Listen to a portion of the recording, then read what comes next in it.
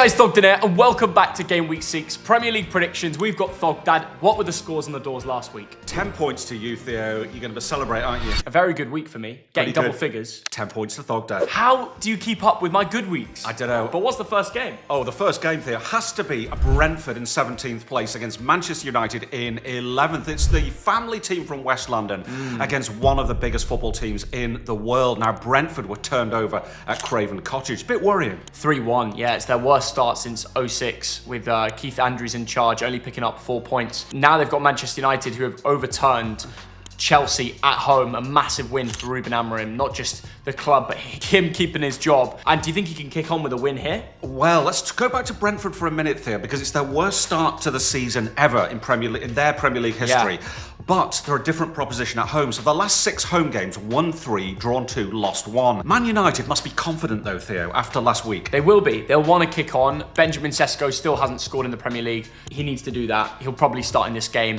We'll not see Casemiro because he's suspended. So in comes a player like Kobbie Mainoo, potentially. That'll be nice to see because I still think there's a player in him, especially as an England fan. I want to see him get more game time.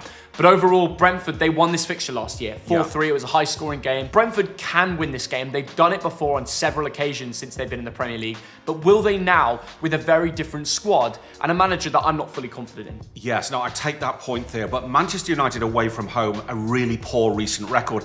But then you look at how Bruno's playing at the moment. I thought has been fantastic in recent weeks. Yeah, he's so good. And of course, the big story here, Brian Mbeumo goes home. Yeah, big against his old club. By the way, Brian Mbeumo, every game has looked like scoring. He's been absolutely brilliant.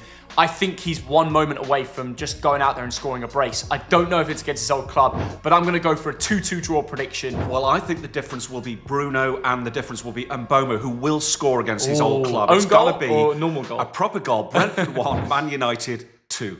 Leeds United against AFC Bournemouth is 12th against 4th. It is the only Premier League team from Yorkshire against the giant killers from the South Coast. Now Leeds, what a brilliant win at Molineux. I know, to win 3-1, come back from a goal down, and all the new goal scorers are new signings. So clearly their staff will be very happy with the business that they did in the summer. And of course, DCL scoring now. He needed that for his confidence. Coming into a game like this as well, where Leeds could take something, going back to Elland Road against a football club, where the last time they scored 2 or more goals at home in the Premier League was against Bournemouth. But that was back in November 2022. So to do that again, and to see how long of a stretch of time it's been since they've scored a lot of goals at Elland Road, shows you how woeful they can be in the Premier League with this form. But could it happen again? It could, Theo, but go back to that Wolves game, Theo, because DCL, that header was really good. Yeah. Good technique, that. Nice technique. And I like how he went over to the away fans and sort of pointed to his name. He's obviously getting a bit of abuse before the goal. Stack, what a strike. Stack, what a goal. What a player. But I will say, I still worry about Leeds' ability to score all season. They scored 3 goals, Dad. I know they did. One of the highest scorers in the Premier last against week. Wolves, against a team that everyone is battering. Yeah.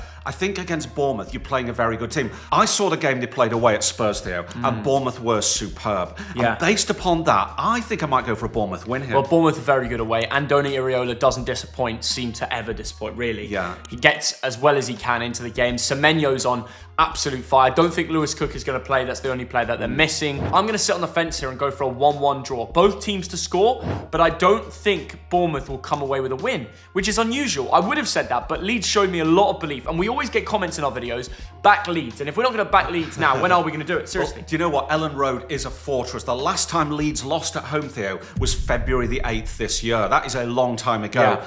But it changes here because Bournemouth are better than Leeds this season. It's going to be Leeds 0, Bournemouth 1. Are you going to captain Semenyo in FPL? If I did it. You don't do it? No. Chelsea against Brighton and Hove Albion is 6th against 14th. And basically, this is a massive reunion of former Brighton players, isn't it, Theo? It really is. Now, look at Chelsea last week. They had that early sending off of Sanchez. They lost to Man United.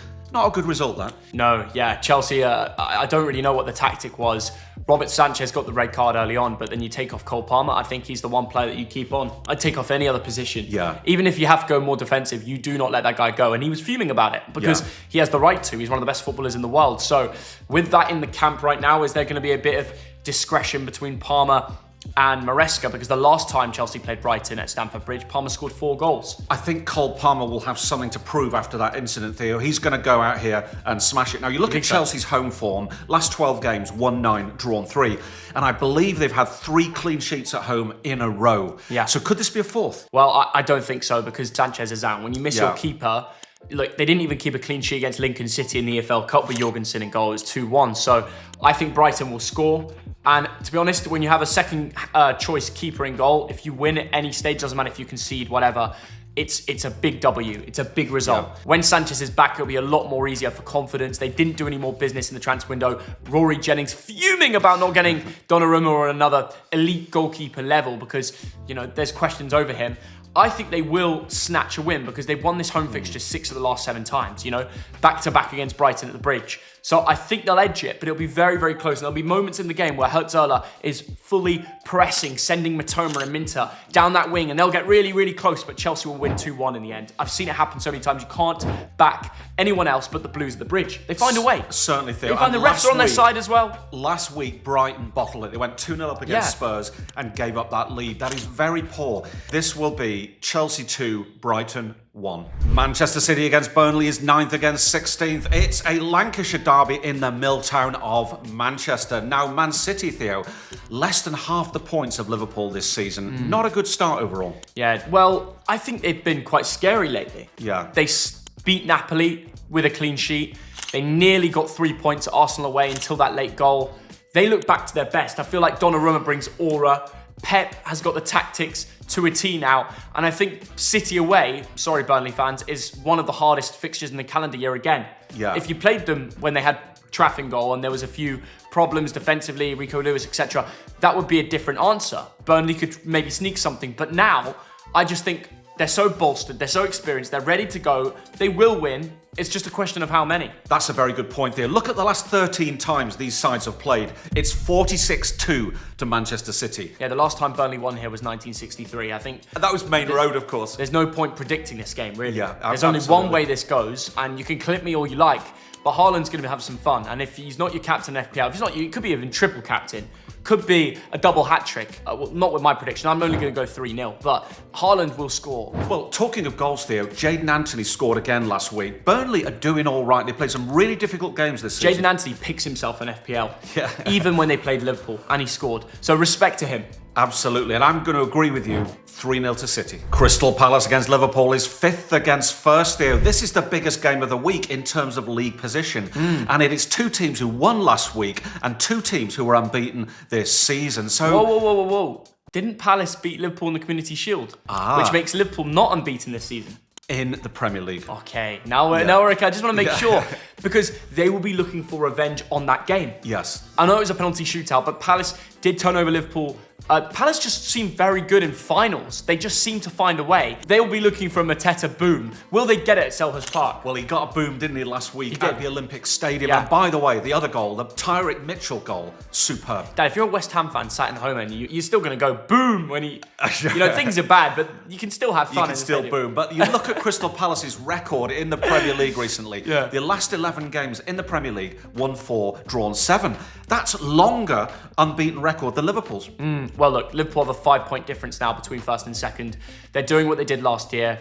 Ekitike suspended, which is a blessing in disguise for Alexander Isak, who scored against Southampton in the EFL Cup, helped them win that game 2-1, and that will bring them confidence, as well as Ismail Assar being injured, which is one of Palace's best players, creative goal scorer as well. So I think this only goes one way. Palace 0, Liverpool 2. Wow, big shout, Theo. Now, of course, last week, the Merseyside derby, Liverpool went 2-0 up. They won it 2-1. Closer than we thought, but still, that 100% record remains. And I think it will be a narrow Liverpool win here. I'm going to go Palace 1, Liverpool 2. But will Isak score his first Premier League goal? Yes, I can see it in this game. Nottingham Forest against Sunderland is 15th against 7th. 2 teams who drew last weekend. Now, talk about Forest first, Theo, because recently their home record, I think they've only won 1 home game in 10. 2 points in 4 games. Something's wrong there, isn't it? Well, it sounds like Ange's form when he was at Tottenham at home. Yeah. This is what happens. You bring in a manager like Ange at a weird time where people actually like Nuno. He was getting results. It was just a weird change around. It was a risk from Marinakis, and right now he still hasn't got a Forest win. And now he's playing Sunderland at home. He has to do it now. Pressure's mounting. Owner's going to get fuming very quickly because we know that's how they are. And on top of all of that, they're playing European away days when Sunderland don't even have cup games. This is a tough fixture for the home team. And it will feel like a must-win game. You've got to beat teams like Sunderland especially on after your home turf. Dropping a 2-0 lead at Betis and allowing players like Anthony to come back and score the equaliser in that match. Can you believe that? That is amazing, Theo. But Sunderland have only lost once this season. They've exceeded people's expectations. Yeah, they have. And Wilson Isidore was the man to save their continuous run of, they didn't lose that game at home. They seem to score late, whether it's Maenda or Isidore. They find a way. They get the job done. They're a quality unit. And they're now unbeaten in 3 games. I think it's going to go to 4 here. I'm going to say 1-1. That could well be right, Theo. I nearly went for that, but then I went Forest 1, Sunderland 0. That's only because of home advantage. Tottenham Hotspur against Wolverhampton Wanderers, 3rd against 20th. It's the heavyweights of Europe against a team who's going to taste relegation pretty soon. You think so? Yes, I do. What makes you say that? I just don't see anything there. I mean, they've lost every single game, and teams like Sunderland's and the Leeds are just exceeding expectations. But you know, Tottenham's their bogey team. Yes. And when they need a win more than ever, and you look at the history books and they've won 4 of the last 5 fixtures against Tottenham, do you not think this is a great opportunity for Vitor Pereira to get a win? I think this is a great opportunity to get absolutely smashed there, because you look at Spurs this season, they are neck and neck with their rivals Arsenal. They're conceding very few goals. And what I liked about last weekend, that comeback at Brighton, that doesn't happen last season. Coming back from 2-0 down. So I think this could be a heavy home win. And Richarlison scored 6 times against Wolves, which is a career high in terms of club he scores against. Do you think he'd captain in an FPL if he played? I tell you what, 3 goals this season in the Premier League. He is looking good. And you also look at Spurs' record against teams who are 20th in the table. It's exceptional. I'll say this, Dad. I am not backing you with your confidence on Tottenham in this fixture. Wow. I'm going to predict Tottenham 0, Wolves 1. I'm sorry. Jeremy Beadle's up there. No. Is this... I'm not mugging you off. Are you being paid to do this? No, I swear I'm predicting that. Wolves are going to win this game. Strand Larsen scored in both head-to-heads last year. He's going to score the winner. They always win this fixture. History doesn't lie. That is a good prediction. I am almost speechless with that. So you're saying that a team that just lost 3-1 to Leeds United at home goes to, well, what I still call White Hart Lane, I shouldn't, goes to the Tottenham Hotspur Stadium and wins. I'm sorry, that's bonkers. Absolutely. I'm going to go completely the other way Okay. and say Spurs to win 2-0. I nearly went 3-0. So you're going for the upset result based on the last few head-to-heads? Yes, and you're right, Theo. Over the last 5, I think Wolves have won 3, but 4. Wolves have won 4 in the last 5. Wow, that is amazing. I could be completely wrong, but at some point they will win, and I think it's here. Aston Villa against Fulham is 18th against 8th. It's a team who haven't won all season versus a team, Fulham, who've won the last 2, Theo. So, do Fulham continue that run? I don't think so. I watched the Fulham-Cambridge game midweek, and I know they play a bit of a second-strand team, but it was only 1-0. Smith Rowe goal over 90 minutes against a League 2 club. Yeah. Cambridge turned up with over 5,000 fans. It was amazing to watch, but I wasn't impressed too much by Fulham. They didn't really want to be there. I know they're going to be more focused in the Premier League, but there's something with Aston Villa, right? They got it all wrong recently, but they've hired a new sporting director, Olabi from Royal Sociedad. He was there before. And they're starting to show change, which is good for the fan base. It's good for the confidence. So things are changing. They're not waiting around. They're making new things happen. So a fixture that they've won the last 4 years in a row. Yeah. It's just history matters. And I said that for my Wolves prediction. And I'm backing Villa here because they always beat Fulham at home. So I'm going to go 1-0. Wow, that is a very big prediction, Theo. Now, of course, the man from Poland, Matty Cash, what a stunner. That is Aston Villa's first goal of the season. Mad. But they were playing against 10 men at Sunderland and only managed to draw. Is that the turning point? This could be the turning point. I think if you have Watkins, you give him one more shot in your FPL. I can see him getting chances in this game, whether it's him or Morgan Rogers. Someone is going to find a moment. Villa are going to win. They have to win now. They'll do it. And I'm sorry, Theo, watching Fulham recently, they've got some good players and they play some good football. Iwobi's on fire. Goal and assist last week. Harry Wilson got a goal. I'm going to sit on the fence here. This is going to be a 1-1 draw. Newcastle United against Arsenal is 13th against 2nd. It is the 2 European heavyweights, Theo, in action at St James's Park. Now, look at Newcastle's 5 league games this season. There have only been 6 goals. They've scored 3, they've conceded 3. And last week, I think they only had 1 shot on goal. Yeah, well, it's a difficult changing period for the Geordies. You know, they've got Champions League football. They have to play teams like Barcelona. and they do not have Alexander Isak anymore. So it's one of these transition moments. They're not going to get results like they've done in previous years. And if you actually look at how they've done against Arsenal previously, it's very good. There's no denying. At home, they've won 4 of the last 5. Anthony Gordon's always taken this fixture by the scruff of his neck and got a goal or an assist or made something happen and helped them get these wins. Now, without his boy Isak, his partner in crime, he's got Walter Marda. Is that going to be the same, instantly the same, impact in a match like this? I don't think so. In the last 5 games, Newcastle scored 3 goals. In the last 5 games, Arsenal scored 6 goals. The last 2 away fixtures, Arsenal won 2-0, and that's even on a trip to Spain. They're going to win this fixture 2-1. They're going to score the double amount of goals like they have in the last 5 games. Yeah, I mean, the problem with Newcastle these days, Theo, is St James's Park used to be a fortress. It isn't anymore. They've still got a good team. I reckon they're going to be top 6, top 7 this season. Yeah. But this is a fixture that's coming too early. I mean, Arsenal showed great spirit last week to equalise. I mean, Martinelli's goal, Theo, is that Donnarumma's fault? Should he have been further back? Oof. Oh, I mean, it was a great goal, great finish. Look, and Martinelli is such an impact because he's got pace, and when he comes off the bench, the defenders are tired. Yeah. His girlfriend told him he was going to do it, and he did it. She really texted him on the game day saying, you will come off the bench and against tired legs, you'll find a way to score. I think that if Arsenal can beat Port Vale, they can also beat Newcastle. This is going to be 1-0 to the Gooners. At least Newcastle's a place, Dan. And finally, Everton against West Ham United is 10th against 19th. 2 teams who lost last weekend. But in Everton's case, that was Liverpool, so that was kind of expected. Yeah, back at home at their new stadium where they're still unbeaten, 2 wins and a draw. And David Moyes is playing against his old club, Dad. Do you think he's going to have that in him to go out and win? They did lose in the EFL Cup midweek. Do you know what, Theo? Teams who get rid of David Moyes, like West Ham, like Manchester United, they always regret it later. Yeah. Because he's a very good manager, and he's shown this once again at Everton. Well, the last time West Ham went away up north, they won 3-0 against Nottingham Forest. So they're looking for more Bowen openings and goals from Callum Wilson. Do you think they can do it? No, I don't, Theo, because I'm watching them week in, week out and thinking it's just poor. And I'm feeling really sorry for Jarrod Bowen. He got his goal, didn't he, last week? He did, yeah. But you lose to Crystal Palace at home. You shouldn't be doing that. I mean, West Ham, why aren't they a top half club? They're nowhere near that.